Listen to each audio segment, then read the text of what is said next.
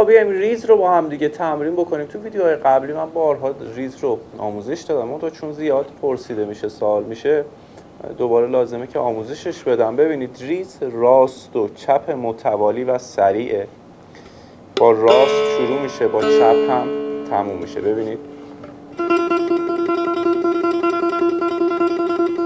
حالا سرعتش در نوازنده ها متفاوته. مثلا این ریز محسوب میشه،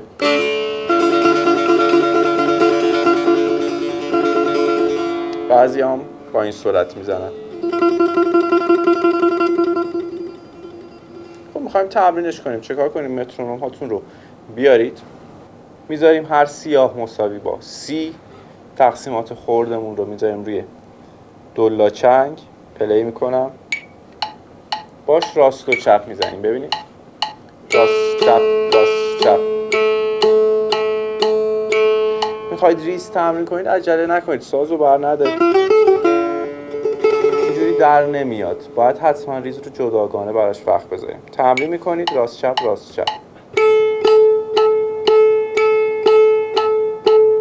وقتی روی این سرعت مسلط شدید سرعت رو بالاتر میبرید، به مرور سرعت رو هی افزایش بدیم. تنها راهش اینه.